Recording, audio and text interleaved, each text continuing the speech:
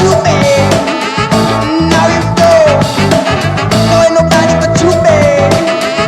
Now I'm alone. Oh, you play with my heart. Hey, hey, hey, hey. Not today. Make it slow. Make it slow. Hey everybody, I never know when it goes live. It just does it. Welcome to Inside Craft Show Live, your favorite, maybe, we hope, broadcast that focuses on production and the GH5 and the RED and any other camera that we feel like dealing with or monkeying around with. So, yes, Jeff, as you can see, is gone.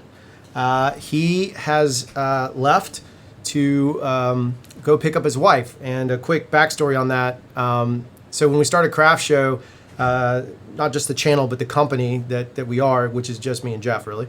But when we started it, we launched everything. And at the time, Jeff was living in D.C. and his wife was living, obviously, in D.C. with him. And so we started on a commercial down here, and we started getting busy. And Jeff decided to, stay an extra week. That week turned into 2 weeks. That 2 weeks turned into several months. And it turned into absolute chaos. And now Jeff is here with us, or not here with us, but is here permanently. He's no longer just the road warrior. He is now, kind of a fixture. I feel like he's a fixture on this channel, as well as in the business model of weirdness that he and I have. So Jeff has left to go pick up his wife. I'm sure Jeff is watching it right now, but he's left to go pick up his wife in DC because one of our goals, small goal, but as a company, one of our goals was to eventually get us in a position where we could at least partially afford to move her back. She's a very hard worker, so Sarah found a way to do it herself as well. She's a very smart lady. We're both married to Sarahs. So, Jeff is on his way back with his wife, which is awesome. That's a huge step. So as a company, our little bitty goal was to build this business that eventually could afford all of our families being together because we all get along very well. We even share the same wedding date. I think we've talked about that before. Our anniversary, I've got a few years on him, but my anniversary is Jeff's anniversary. It's really weird. That's just how it worked out. So Jeff is not here today. Maybe he'll pipe in. And as long as he's not driving, sound says, because I'm not going to call you anything else but sound, bro. But that's the truth. That's the honest to God's truth. So we've been working really hard. We've dumped everything we can into this business in order to literally, our goal, year one goal, was to make money, of course. But our year one goal was to make money as filmmakers and advertisers or production company. But the primary goal was to move the Sarah back to the other Sarah, so the Sarahs can become the mighty Sarah. We're even joking about making an IPA, a double IPA called Sarah.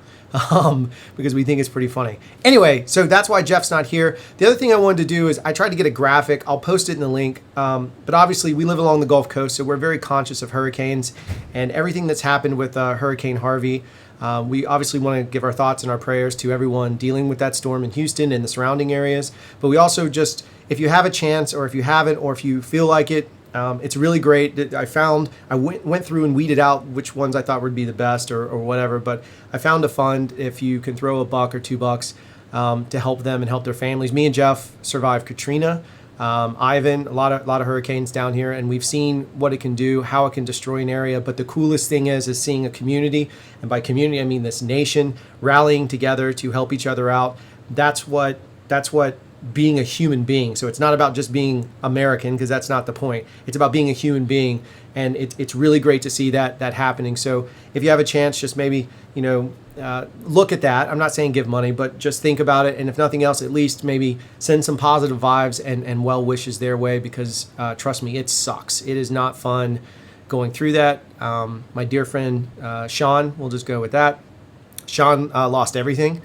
During Katrina, his house was destroyed. I visited Waveland. I saw it. I was at ground zero. It was insane.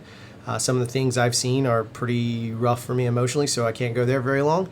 But in that process of that, Sean was able to kind of move his family to Los Angeles, did really well, and now he's in North Carolina just killing it as a colorist. That dude just slays the world as a colorist. Jeff might argue that he's better, but I say they're both talented because I can do nothing. All right. So there's that. If you have a chance, it'll be in the show notes. I'll update it as we go, as we normally do, and kind of break it down. So how this show works, if you're new to the channel or whatever, you just want to know, we do that little opening monologue like I'm Jimmy Kimmel or Jay Leno with the wobble head. We open the monologue kind of vibe, and then what I'll do is in the show notes themselves, I'll break it down and give you the times in which certain things we may talk about if you don't want to watch the whole show. I'd love for you to watch the whole show because it's fun, and we end up having some kind of insanity happen. I'm expecting these letters back here to fall at any moment, but something fun will happen. And we kind of, just let it be. We have this amazing community. If you have a chance, if you're not watching it live, awesome. Our community still talks. We all talk through, comments and whatever. We're trying to figure out how to make a cool little community separate of that. Also, if you're in the live chat, just make sure you just, get my attention. I try and go back and get everybody. I see that Sully has joined us. Sully, welcome back, brother. And so, we try and keep everybody fluid and talking, because I've learned so much from this community. Like, they teach me more than anything else. And so it's a little bit selfish for me to do this show, because sometimes I feel like I gain more than they do. Hopefully they learn something, or at least we have a good time, right? All right, so you'll see those pieces in there. Also in the show notes, I will put the link for the donations gimmick, which is not a gimmick. It's just the word I use when I can't think of another word. We know that by now. All right, I'm going to jump to comments real quick just to see what's going on. Say hi to everybody. So if I turn away, I'm still with you. I'm like Obi-Wan Kenobi. I'm a Jedi ghost. It works. All right, here he is. There it is. The Whirly is in the chat room, folks. Jewworks is here. Jew, good to see you. Dude, Jeff Whirly, that's no joke. Yep. Sad it takes a disaster to bring people together. Yeah, but you know what? What's cool is that people still come together. So at least our basic humanity is still there. Live in Zero, this must be a sci-fi episode. Dude, I'm acing it today. It's because Jeff's not here, getting uncomfortably close. That's what it is. Jeff's not here, uncomfortably close. Not sitting. Jeff is not driving. He's sitting at the Lincoln Memorial. More on that. Trust me, it'll be exciting when you see what it is. Love the channel. Thanks for the hard work. John McCabe, you are now called John McClane, and you, sir, are the coolest action hero of all time. John McCabe has joined us. Sully Cortez, my family had several, shall we say, yeah, bro, like out of control over there. That was a rough bit. Trev is here, as always. Happy to see Trev. Sarah IPA is yeah, there's nothing to joke about. I'm a hustler. Trev just rocking it up in Boston by way of Holland. Is that fair to say, Trev? Anyway, we talk about our community because we know them at this point. If I could just get these guys on the screen, someone teach me how to do it. Send me a link if you know how to do it, so we could actually, I want to interview them and get them on the screen talking, because I think we would end up in these insanely nerd awesome conversations. Jeff has hijacked the chat thread. So if you want to have some chats with Jeff, he's over there filming while chatting on his phone, because we know that's what Jeff does. Yeah, someone teach me how to do it, Sound. And by the way, his name is Sue. I don't remember. It's going by Sound.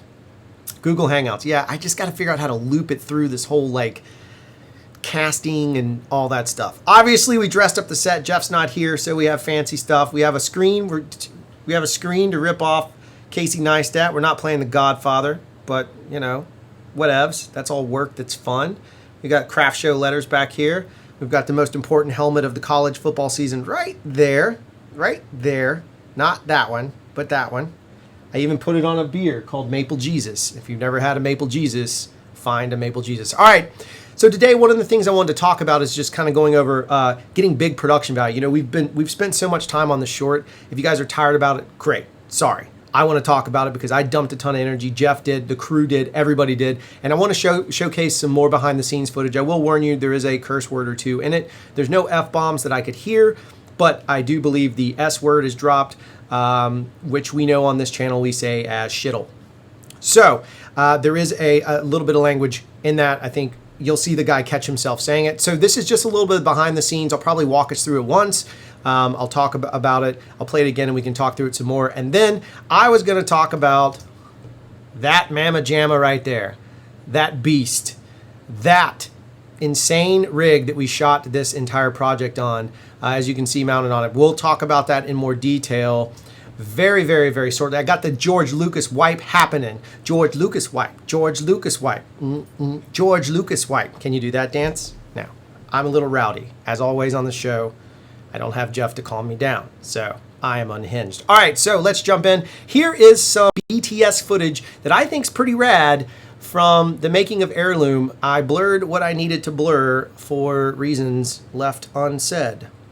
Got coordinates and stuff on them, and they're done on old ass, nasty ass canvas. Perfect. And those That even look like there's blood on it and shit. those Stuff. are to use at Sorry. Spectre and stuff like that, because the Spectre gag is like the opening sequence now, which is just this insane series of events. So like we now have the ability to juxtapose these story elements across the board. That Nate's been doing this for a while, and then he finally finds a family, which is the whole point. Yeah, so this is underneath Sloss. It's just such a weird space, talking about locations. And there we are with the camera on the rig, running the whole dolly gimmick, making its way through a shot that I cannot This wait is for the you guys cave. to see. This is our double-sided. actor Jeremy seeing, and you'll get to know him soon, getting to see these maps. are legit. You had to look on the horizon, match up which furnace you needed to go to. Okay, great. Let's just go back and when we get the book. So we're packing up various pieces here, and I'm just grabbing these shots as we go. The boom op gets in the way of the frame. We had a lot of trouble with this holster that he's wearing. It was a After 1944 Sloss, time has war passed. holster. I'll shut up. So we do have to figure out some shift of wardrobe change. We brought one I figured that. I didn't really worry about it. And running, as always. And That's so how we do it. Nate I mean, if you find a post-apocalyptic world, you find a nice coat, a nice piece of gear, you want that to stay as best you can. So Nate has his coat. He does this whole thing. Like, right after the fight, he's like, wait. So that's with the stunt coordinator. I'll go into a little more detail on that. So that is an actual stunt coordinator working with Jeremy. That's us talking about the fight before it happens. Of course, there's the beast mounted up. We have a $75,000 lens mounted onto a $2,000 camera body. And I just wanted to show this little cool location Not a lot to of it. the film here. So it may be like, hey, if you can do this or do this, it might be you dealt with people. So I might be like, hey, Georgia has to go get food. Do you mind waiting for this actor? And I hate to ask that, but it's a family show, and that's all I can say about it. So you know you're. Yes, there were goats on set. Look, we got a goat behind Laura. We're good. All right, one, Camera two, team. and good. A couple of them. Blah! There we go. Sweet. Nice. Good. I took like 12 and there's a goat, so. And there's a goat. They've got coordinates and stuff on them, and they're done. All right, there it is. You caught me looking. Whoopsie. So yeah, what I'm going to do is just make sure I can cue it up with the sound off real quick, and we can kind of go back through. I'm just going to let it loop, and we can talk through stuff. Oops, that's not the way you do it. We do this show raw and live. You got to turn off the right audio this time. Hey yo, yeah. Anyway, so I was just going to go back through and kind of talk through it. One of the things that's happening in the chat room, there's a lot of conversation about the bright Tangerine. Let's slap up the beast. Here is the beast. If you look just above the wooden handle there, which this is a wooden camera rig mounted on here. If you look just above that, you see this kind of orangish colored Israeli arm there. That, or tension arm, that friction arm, whatever you want to call it, that is called a bright Tangerine Titan arm. Of course, we are huge fans of that product because it is tested. It's actually become problematic. The product itself has become an issue simply because sometimes it's so tight and so strong that breaking it free, just getting the tension reverse out of it, is pretty darn brutal. And the way to do it. So this is our camera cart. You can kind of see there's just stuff there. There's another GH5 in the side, over on the side there, Jeff's camera tape, which someone broke into our office or not broken, but someone walked into our office and they stole the yellow and red tape. Like, go figure, who steals yellow and red tape? Oh, in the gaff, but we might have found sorry, it's not gaff, that's paper. We might have found the paper tape. Long story short, there's a camera rig. We are flying O'Connor matte box on top of it, and you can see on the back of it where that that yellow number 8 is. The yellow number 8, that is connected to the Anton Bauer battery gimmick, and then Jeff has AC mounted a multi-tap. So we have a P-tap with a multi-P-tap on the back. So it's a multi-DPT, DTPT. It's DDP tap. And so that way we're able to power several things. So the show gun is running off of this. The camera's running off of this. At one point we had a cable running to the cell phone that is mounted there. And you might be asking, why are you shooting this with a cell phone? Because I wanted to make sure that I don't like having the lens that far forward. If you look at the weight ratio on this. Obviously, that lens weighs like 10 times that of the camera itself. I mean, it's heavy in comparison. So by putting that that piece forward, it allowed me just to frame it up, because focus really is not my focus. Haha. As I'm operating and directing, I let that fall into Jeff. So we had the Shogun, and then we had the little flip out monitor to back it up. I will say we ran into a little bit of challenge with the Shogun that we'll talk about later on, but we did have a challenge with the Shogun. And then just off the wooden handle, you'll see a red bongo tie wrapped around a wireless gimmick there, and that is for the Bartek. So you can see the Bartek at the very bottom of the screen, the white round knob. We had a wireless follow focus. We've had a Bartek. I really want to try the new one. I think it's called a Tilta. Is that right, Jeff? Tilta? Yeah? Anyway, the app that we used worked really well. It's called Field Monitor. They're talking about it in the chat room. It works good for framing. Do not use it for critical work. Use it for framing. So if you're opping and you're lucky enough to have a second, great. Or if you have a first AC that's pulling focus, that's a separate issue, but it's a really good app for framing. Or if you know what your stop is. Like, I mean, if you're shooting at like an 8 or an 11, unless you're doing some really crazy close focus stuff, it's not a big deal. I'm going to go back to me.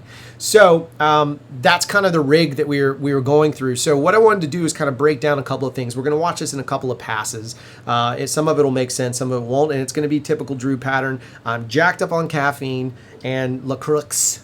And we're just going to play through the footage. Hopefully there's no sound this time. Let's see if there's sound first. Nope, there's no sound. All right. So basically, the gentleman on the right there is a guy named Cedric. He is from a company called ASI. If you're looking for props, I highly suggest it. They custom build stuff. The props that were custom built for this film are absolutely insane. So that's one of the ways, is having those relationships, letting them know, hey, I truly can't get you all the way on this time, but on the next piece, I will turn around and get you as much as I can. That location, I just wanted to put it in there because it's an awesome location. The sound overhead is nuts. Again, you're not seeing the full scope of this, but we're in an abandoned factory that's been turned into a museum that just looks incredibly creepy. And it comes down to using that location to add production value. That's the point of the convo, is how do we add production value? You can see the look on Jeremy's face. We withheld him seeing these maps, which are on various scraps of cloth and leather and other bits, and the detail that ASI and Cedric and them put into it.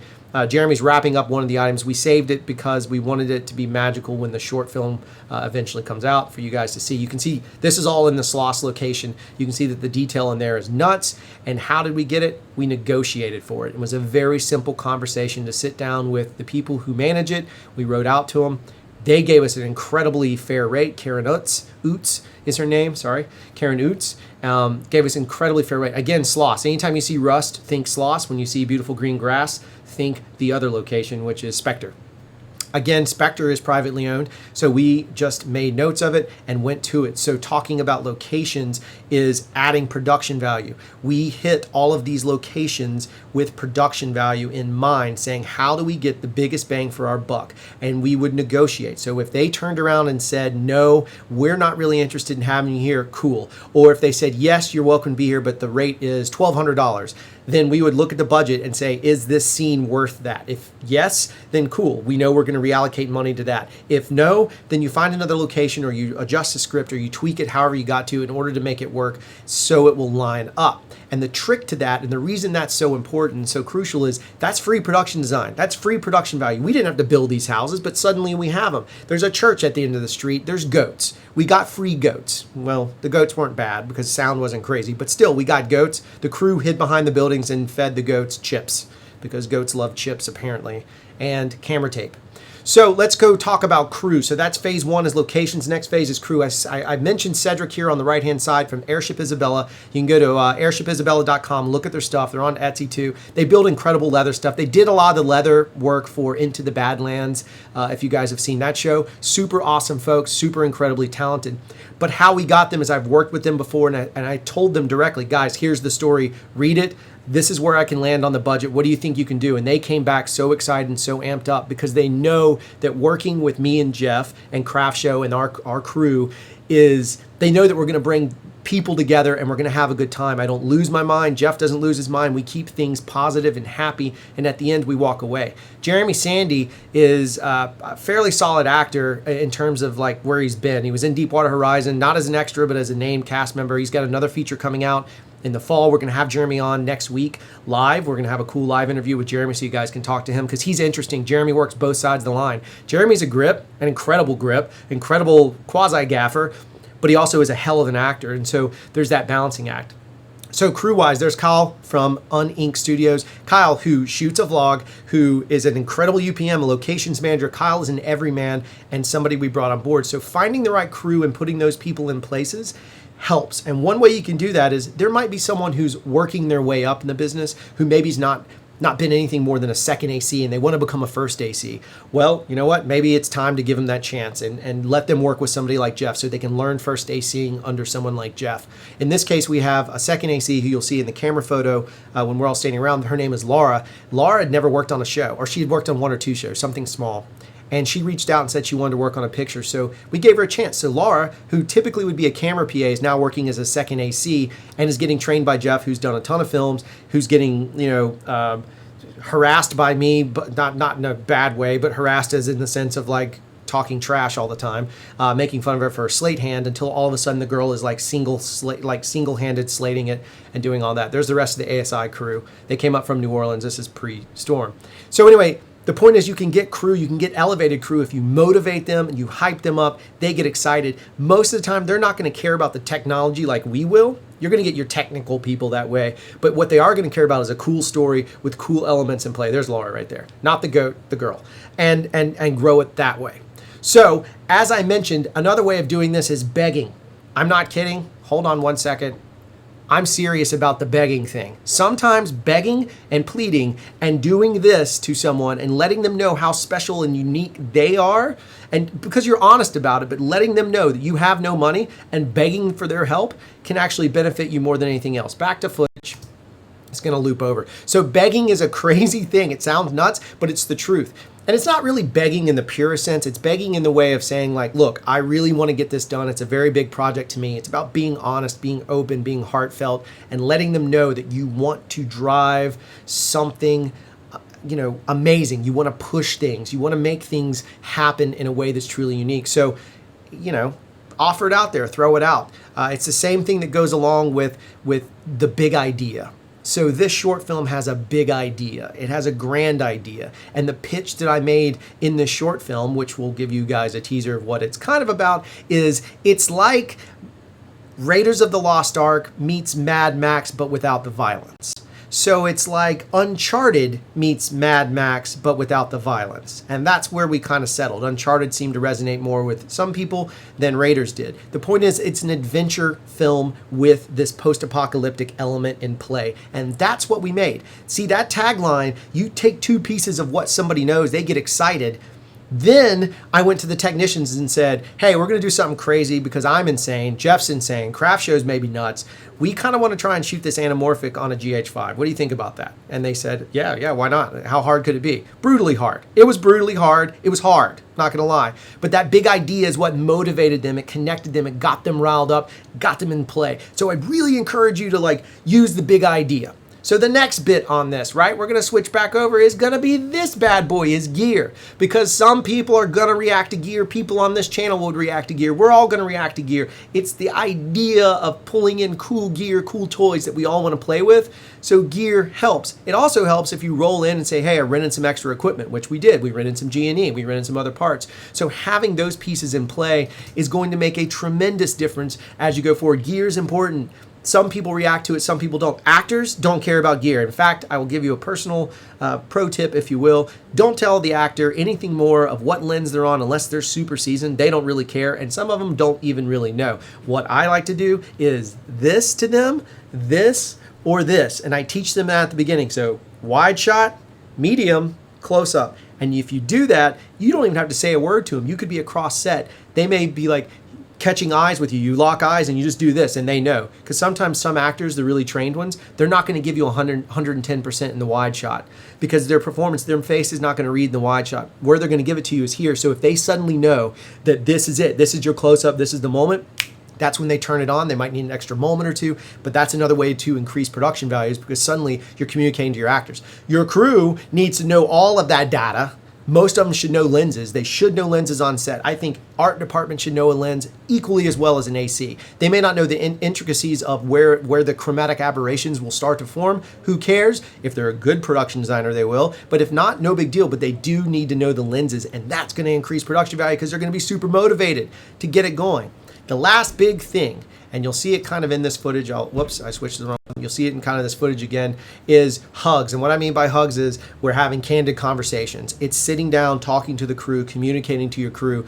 The hug principle, this idea of just making sure everyone knows that they are respected, they are loved, that this is a safe set, that we are putting their considerations above our own in many cases, but we are putting everybody on the same playing field, treating everybody really well. And I don't tolerate egos on my shows. You can ask Jeff. If you have a bad ego, you are gone.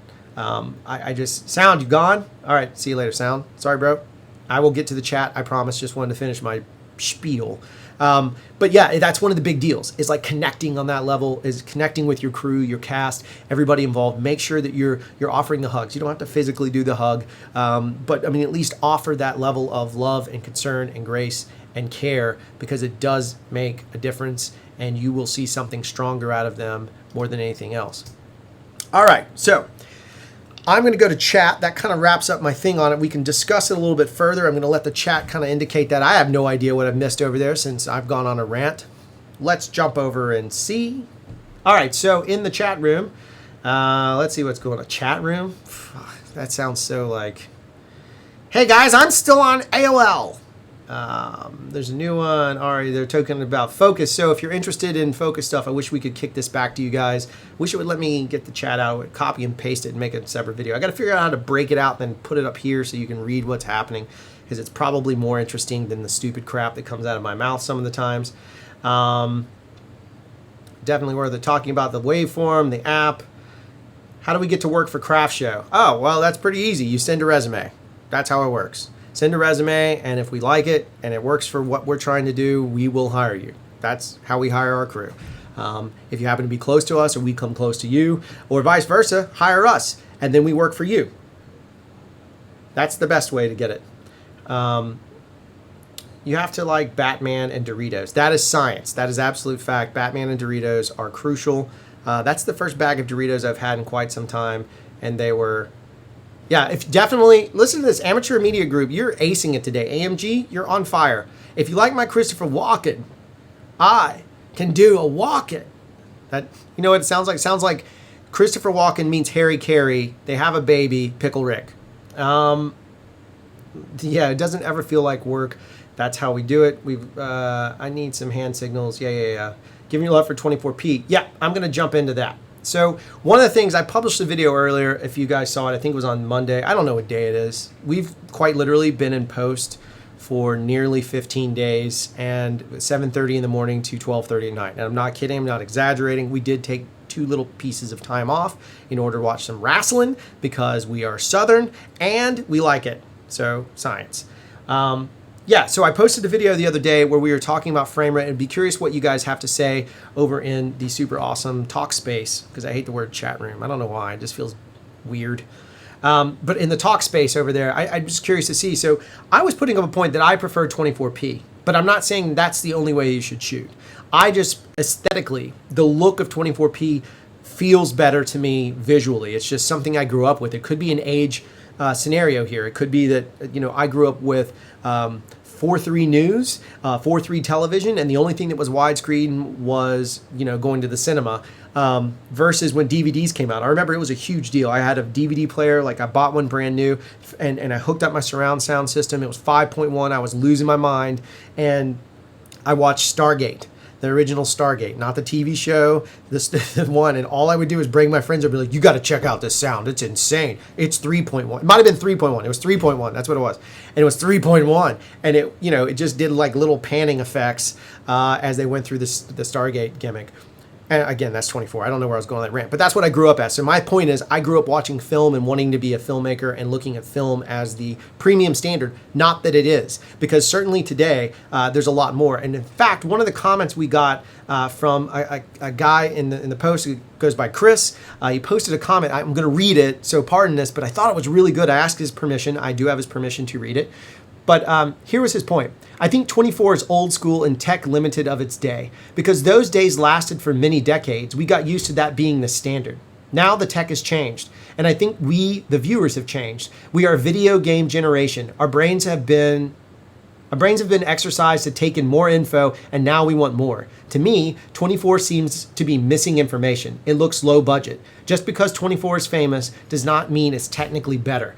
Now, I'm not taking that trolley because I think it's a great argument. Like, I told him straight up, that is a fantastic argument. The frame rate of video games is like 60 frames or more or whatever. People freak out about and they get all excited about it. So maybe there's some truth in that. Does anybody else feel that way? Like, post in the comments or, obviously in the talk box over here, but like, what is the deal? Do you feel like it is better if you have more frame rate and a cleaner image? Because again, it's a preference thing. For us, I want a slightly grainy image that's 24 that maybe occasionally gets a little soft because someone was working on the shot. I'm okay with that because I know what effort goes in to pull off a shot like that, the glass that they have for it. I get it. I don't mind that. That's that organic sort of human touch that I'm into.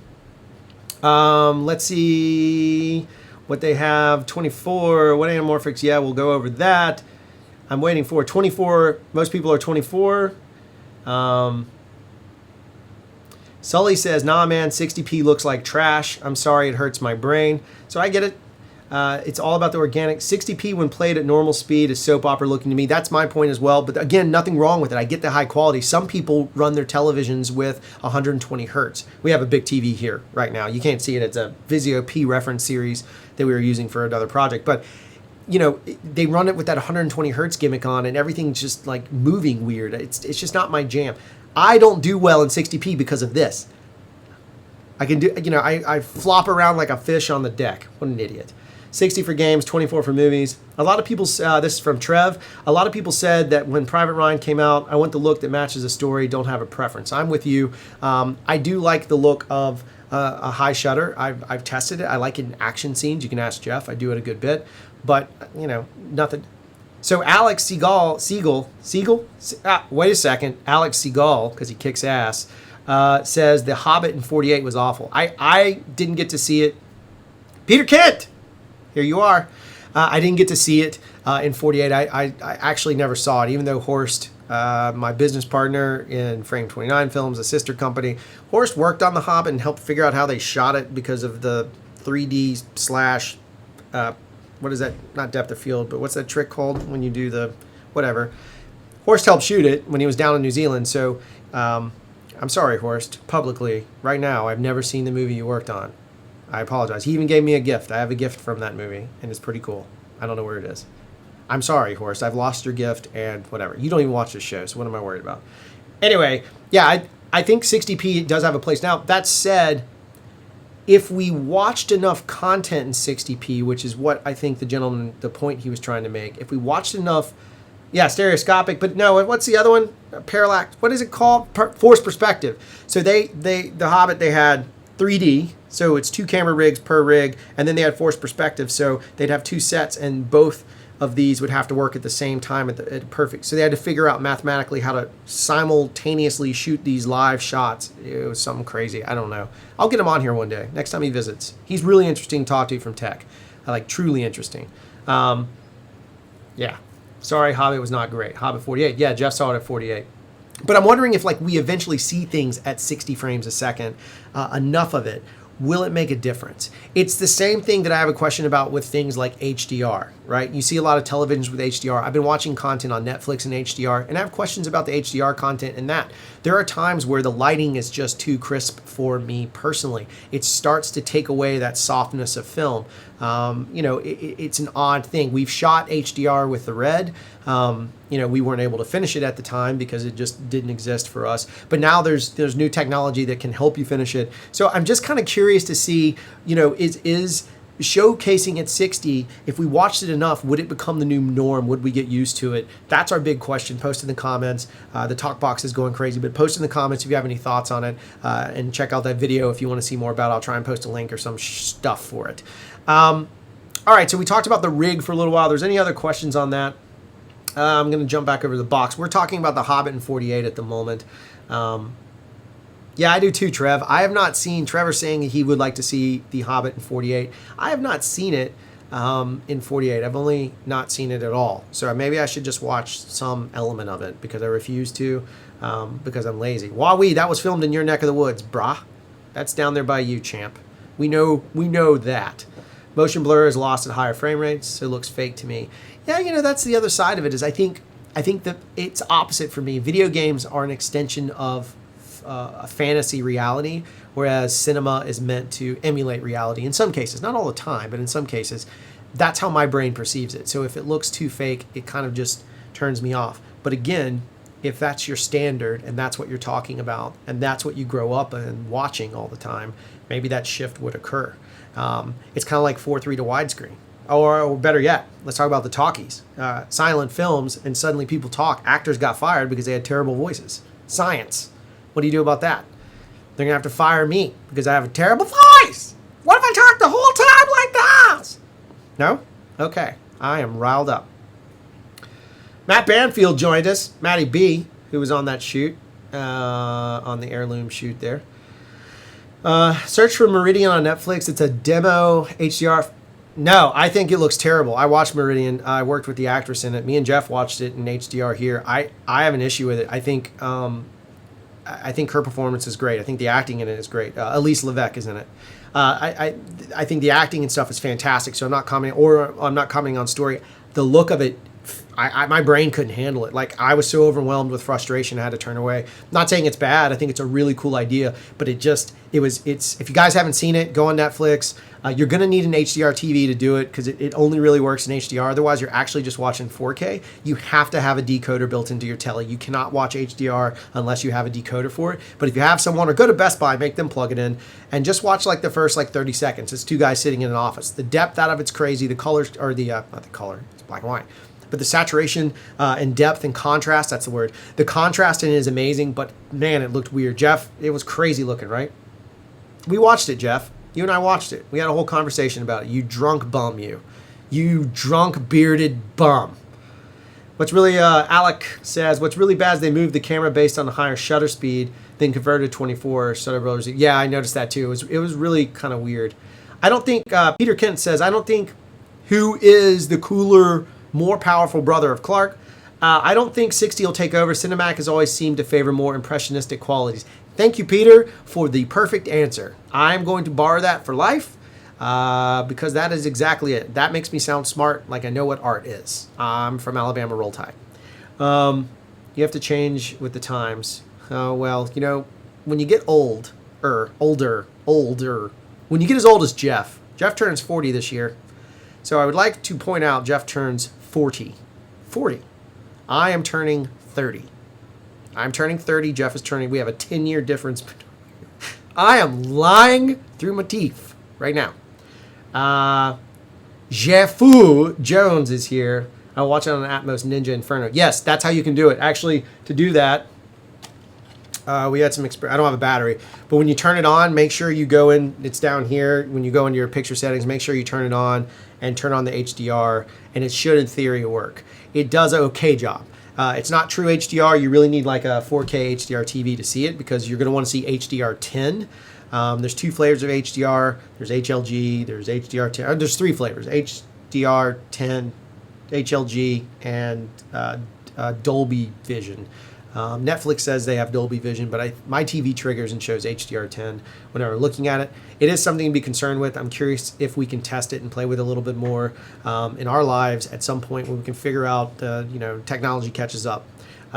It'd be pretty interesting. Hey, Kubrick used lenses that were made for telescopes 30 years prior to him shooting his films. That is true, Sully.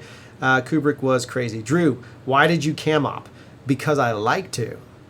I was actually up. I should be on set right now. I got offered a job to cam up a film. I didn't do it because I have children, and my wife is off doing it as a costume designer. Or no, she's not. She's What you call costumer. Just a costumer. She loses designer, gains tumor. Ooh, that did not sound right. Whoops. Moving on. We got Dolby Vision Cinema in our town. Oh, where are you again, Jones? Jefu Jones? The French? That you hate being called French because I say that? I remember. They saw you running with that rig. Yeah, why not run with it? Yeah, I held it on the side. There's a side angle shot that we got too where I ran full speed with that lens and that rig and the cell phone and everything. I literally was holding it kind of muscle style and just running straight across. Yeah, and you don't want Jeff to, Jeff's talking trash. They're now talking trash in the talk box over here, and Jeff's talking about that.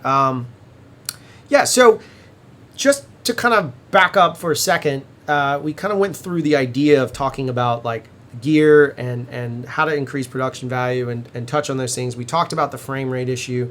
I'm not saying there's one right way or another. You can't tell, the way someone might like this very room, right? So I have a practical, I have a Kino, I changed it for you guys. I went to a Kino.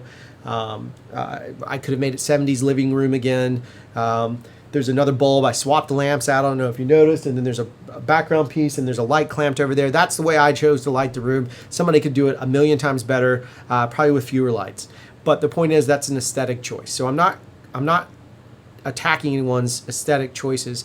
I'm just commenting on the variations that exist. And one of the things that I do like about the GH5, and all cameras have this ability, but as a smaller camera, as a entry level to professional level camera, because it runs the gap, in my opinion, that camera it allows you to learn both, and you can kind of find your own. One of the hardest things to do, and it took me a long time, is to identify your own style and not steal other people's styles or borrow. You're going to do that somewhat until you start kind of finding your own. And it is very clear that Jeff and I both have two different styles of DPing that are very similar, but have two different styles of DPing. There are things that Jeff prefers that I don't. At the same time, we also correlate very well, so we work together in that space. And we, as CRFTSHO, we have a very specific aesthetic that we get hired for reasons over and over again because we defined our style. And we'll move in and out of that style. Sometimes it gets boring to shoot the same stuff. It's a great paycheck, but you boost out of it. So my point on the aesthetic commentary is, like, find the one that works best for you. Find something and explore it for a while. Don't just do it for a couple minutes. Don't just follow a trend. It's popular right now to show 60 or 48 or whatever it is. Live in it for a little while and see what you like. I mean, maybe you should shoot some stuff at 60, shoot an entire piece at 60, and if you can live with it. I personally have tried it. I've done it. I did it for a long time. When the VariCam first came out, it shot 59.94 and it would flag 24 frames. It was this whole process. You'd ingest a tape. It was craziness. And so I shot a lot of 60-60 is what you used to call it back then. So I'd shoot 60-60 and it looked really cool. It was nice looking, a dog running through the frame or a girl picking up a flower. I don't even remember what all the content was. It was for these documentaries we were doing on science.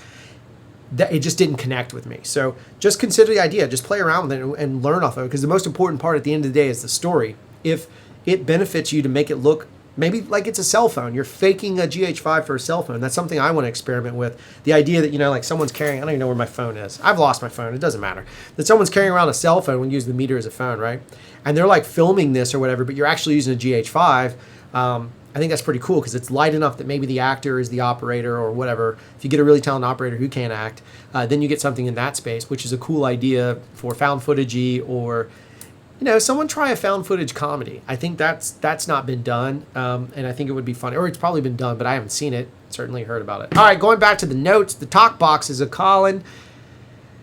Be inspired, don't steal. That's a quote from Jeff Worley, which I think is great.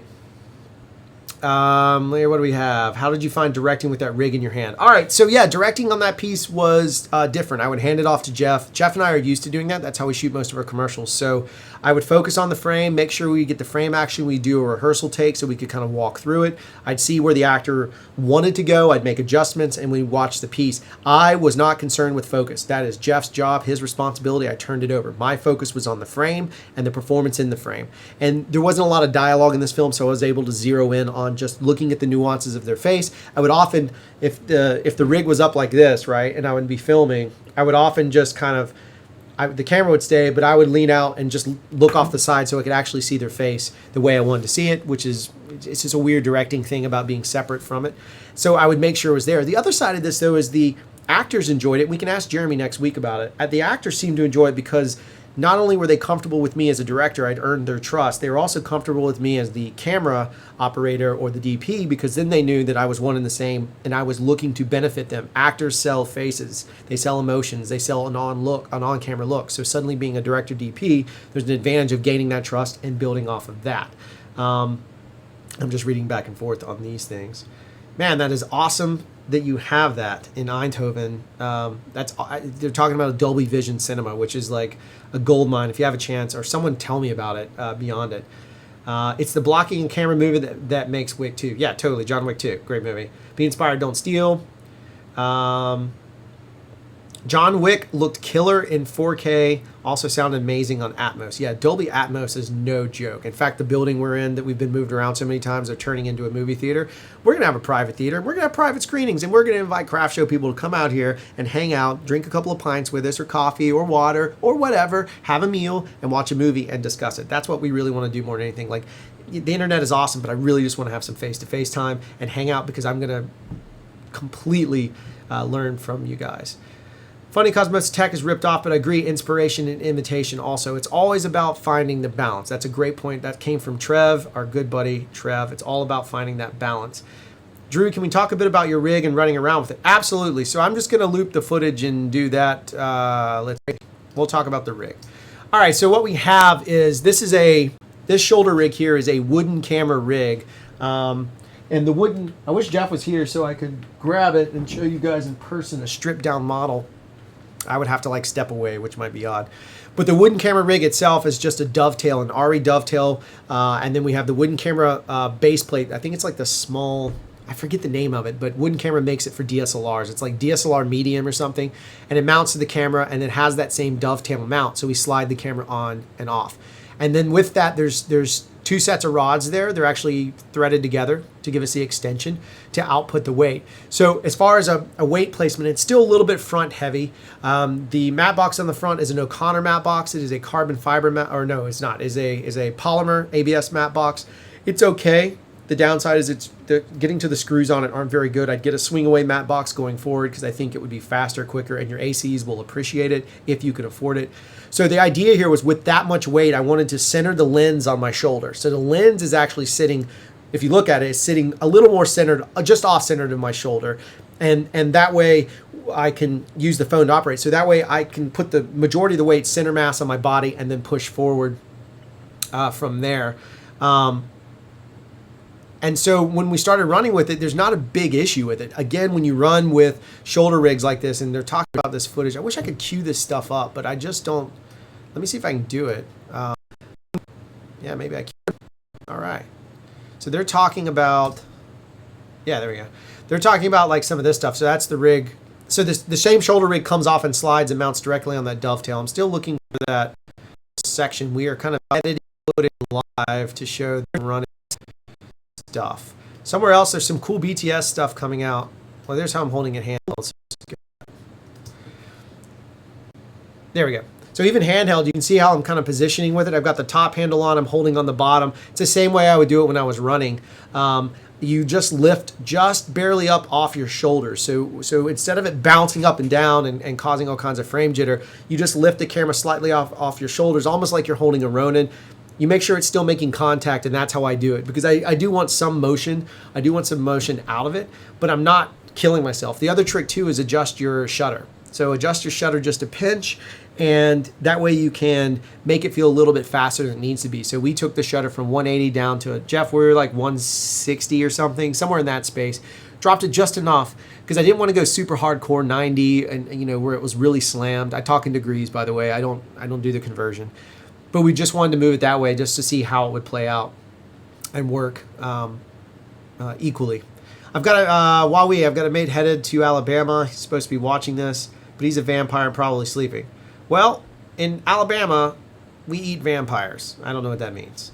Yeah, does that kind of answer your question about the rig? Like the whole idea of just kind of shifting it around. You just kind of carry it up. So you're like this. You're holding both handles, and the rig is just barely off your shoulder. That way you're moving with it stays in contact, but your arms are working as a stabilizer. It's not perfect. It's not going to replace a Ronin, but I don't always want a steady shot. One of my favorite films is Bourne Ultimatum, for the very reason that that shaky cam makes sense to me personally. Again, aesthetic choice. Makes sense to me in the film for the story he's telling. Jason Bourne doesn't know what's going on. He hasn't watched the first 2 movies. He lived them. So Jason Bourne doesn't know. So the camera doing this stuff adds to it. And certainly that shot when the guy jumps from balcony to balcony and the camera goes off with him is one of my all-time favorite dream shots. I want to do that more than anything. And Paul Greengrass is the guy that gets away with that more than anyone.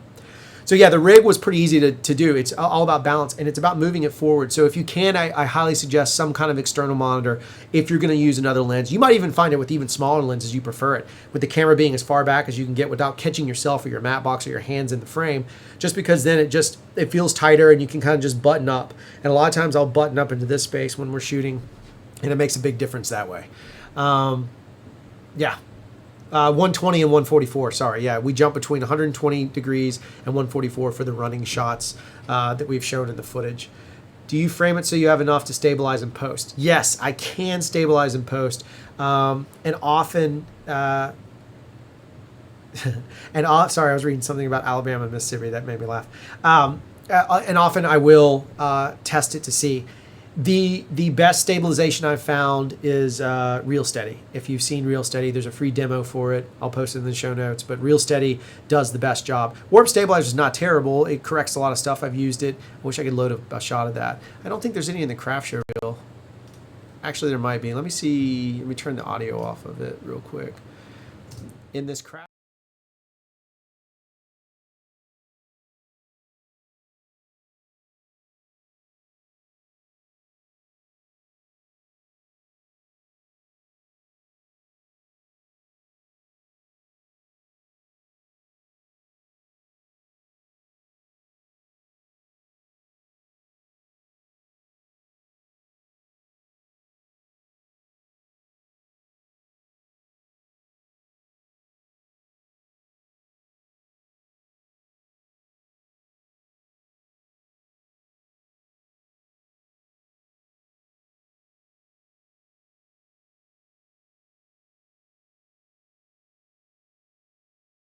Golf cart in a hospital, again, production value hack. Sometimes you just figure out how to do insane shots and make it work. In Alabama, you eat at Shoney's. That is science from AMG. You are on fire today, AMG.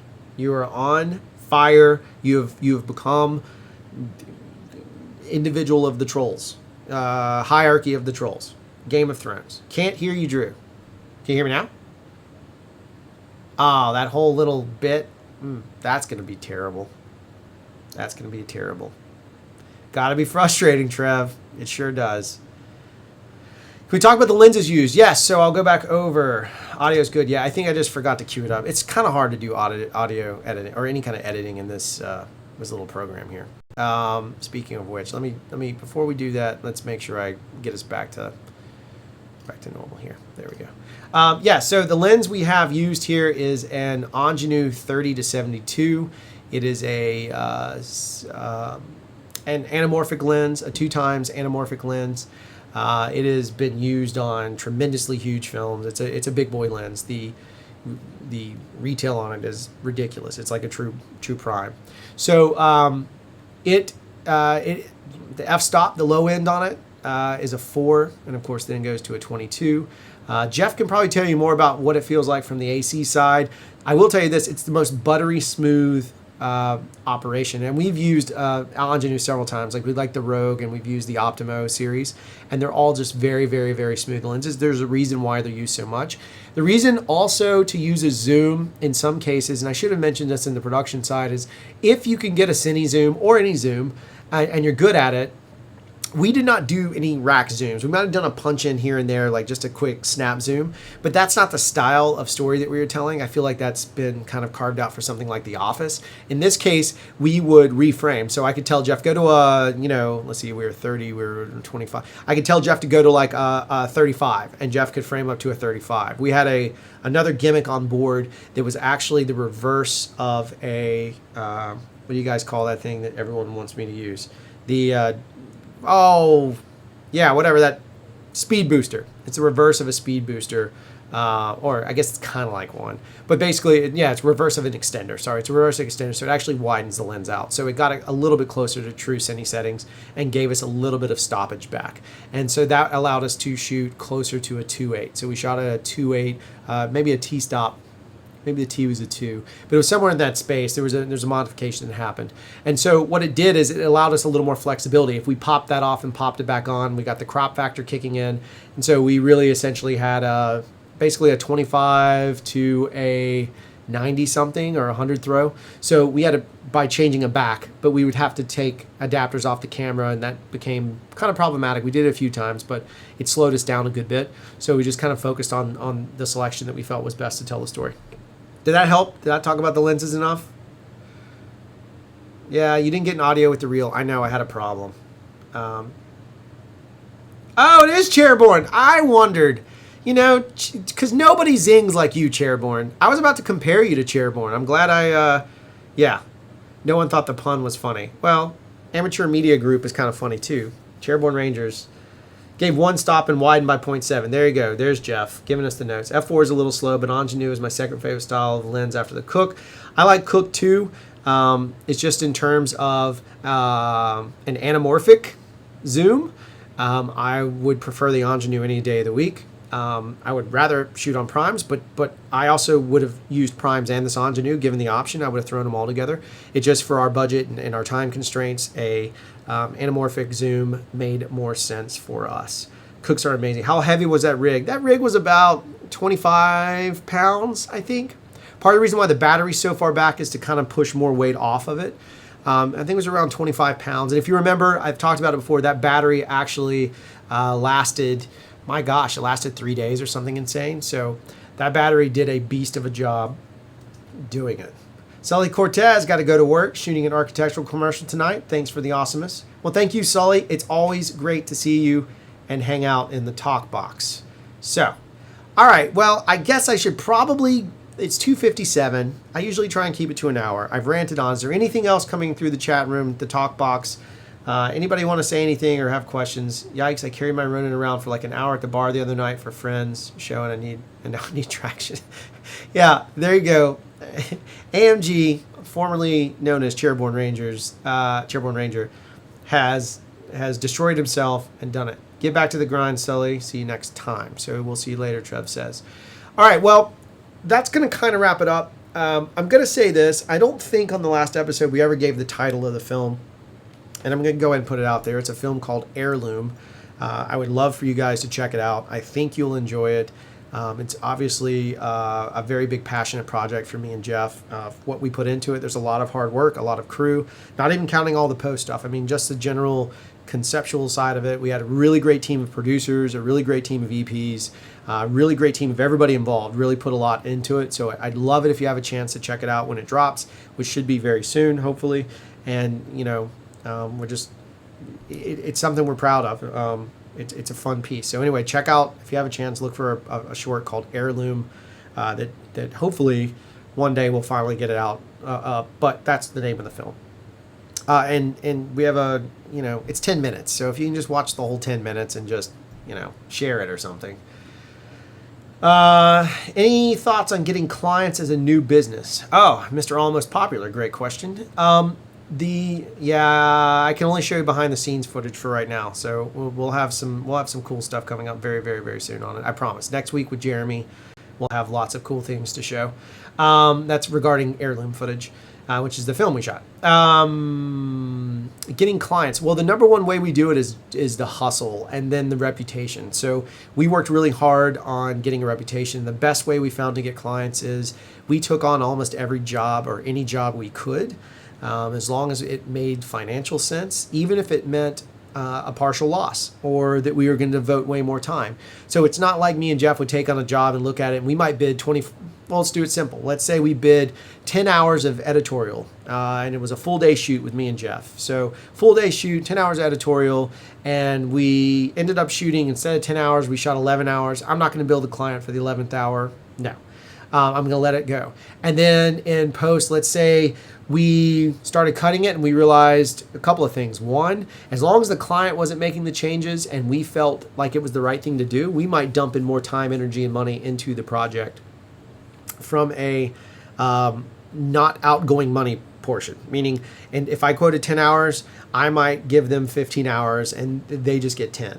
And then if they go crazy on the changes, which we have a pretty good contract to prevent that, but if they go crazy on the changes, then, we figure that part out. But for the most part, that relationship and building that relationship and showing them that we actually care about the media, the content, the product, if you will, that we're creating as much as we care about our own work, that in turn gets you repeat business, because it's very easy for a referral or to have someone give a recommendation, which is how we get the majority of our work. I also hustle. I call every agency director. So we interface directly with advertising agencies, which is called B2C or B2B.